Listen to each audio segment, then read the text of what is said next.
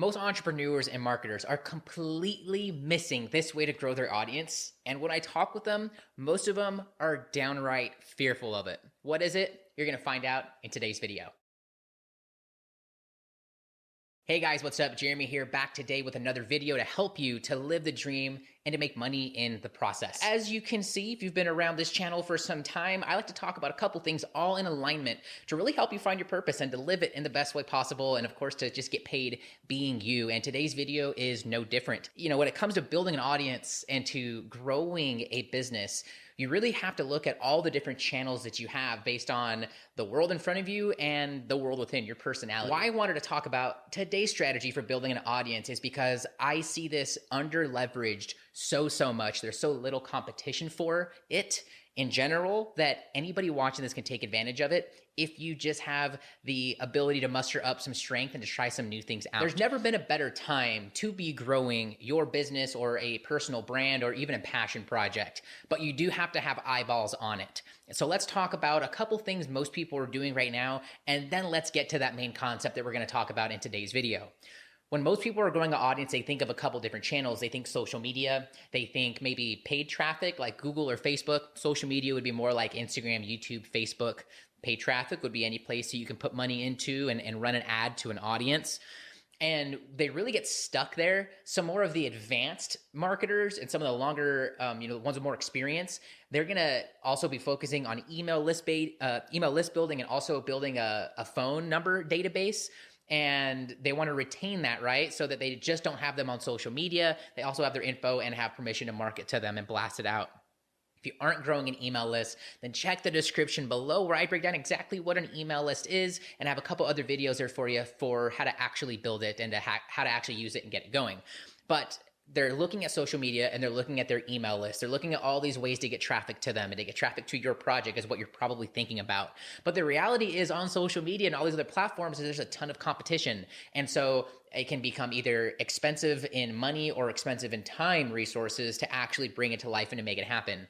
And what I like to do with the help of a couple mentors that have helped me along the way, like Tim Ferriss, is to find the 80-20, all right? If there's 100 ways to do things, what 20 types or what 20 actions are going to give me the 80% of the results? Most people compete in the 80. I want to compete in the 20. And what I've learned is that life is actually typically easier when you focus where there's less competition in that 20%, because to most people, it always sounds like more work. And when you look at building an audience for anything, it's no different. So while you're probably looking at social media and you're probably looking at email list building, the number one thing you're probably overlooking in growing your business and your online presence is events. Events can be both in person and online. In person might be meetup.com and finding something on there, or a workshop that's going on around you, or some networking happy hour thing that always happens. In person is also speaking gigs.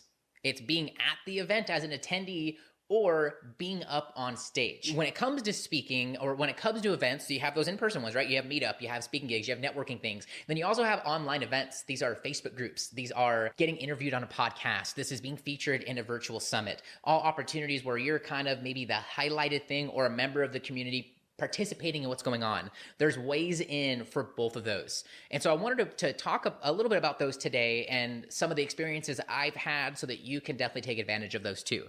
So number one, if you aren't leveraging in-person events as an attendee, that's step number one. I'd highly recommend doing that because you're going to be rubbing shoulders with people who are at probably a similar stage as you or that might be able to help you. So you got to get out there. You got to be shaking hands if you don't have an environment for doing that already. A more advanced version of this is being the featured speaker or being the person that's putting on the event so that you're bringing the attention to you. And when you think about it at a high level, most people are overlooking this because speaking and social networking seems like a lot more work.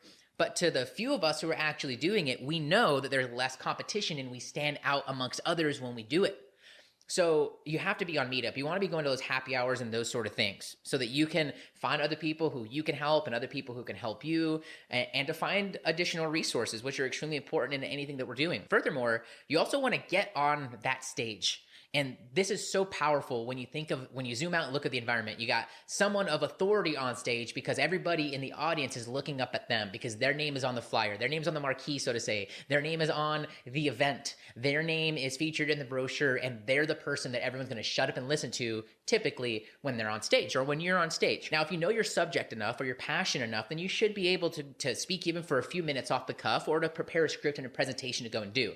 But I can tell you from personal experience, speaking and being in front of the stage is hands down the fastest way to grow an audience all at once. So whenever I walk off a stage, depending on the room size, I have, anywhere from dozens of new subscribers to hundreds of new subscribers. And these are people who stick with me, who follow along the journey, who interact with me, and who can interact with you and be those people that rekindle your brand if you haven't started it or you stopped, or can be the people that help you to really start that. I'm sure you can see that from the stage, it's beneficial for calls to actions and getting people to join or follow you on Instagram or to join your email list, which you need to be having those calls to actions. But what if you're just an attendee in the audience?